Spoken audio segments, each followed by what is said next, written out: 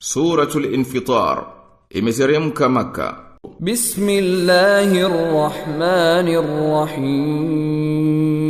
Bismillahirrahmanirrahim. Kwa jina la Mwenyezi Mungu mwingi wa rehma mwenye kurehemu. Idha as-samaa'u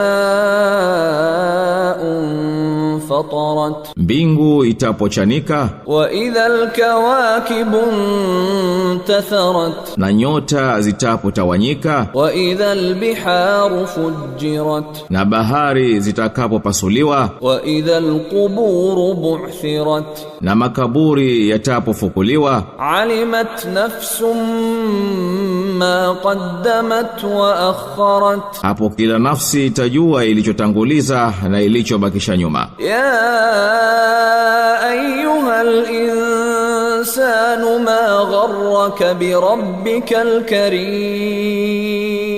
ewe mwanadamu, nini kilichokughuri ukamwacha Mola wako mlezi mtukufu? Alladhi khalaqaka fasawwaka fa'adalak, aliyekuumba akakuweka sawa akakunyosha. Fi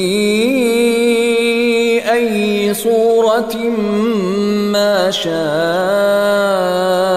rakkabak, katika sura yoyote aliyoipenda akakujenga. Kalla bal tukadhibuna biddin, sivyo hivyo, bali nyinyi mnaikanusha siku ya malipo. Wa inna alaykum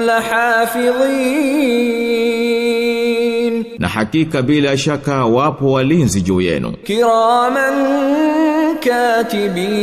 katibin, waandishi wenye heshima. Ya'lamuna ma taf'alun,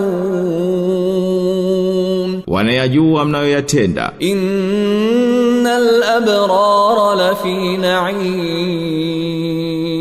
hakika wema bila shaka watakuwa katika neema. Wa innal fujjara lafi jahim, na hakika waovu bila shaka watakuwa motoni. Yaslaunaha yawmaddin, wataingia humo siku ya malipo. Wama hum anha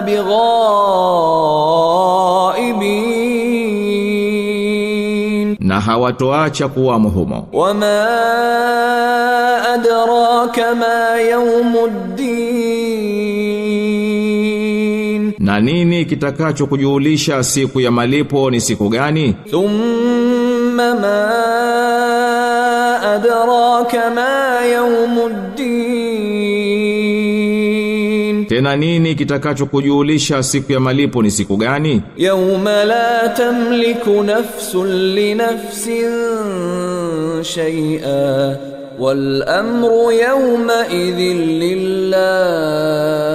lillah, siku ambayo nafsi haitakuwa na madaraka yoyote juu ya nafsi, na amri yote siku hiyo ni ya Mwenyezi Mungu tu.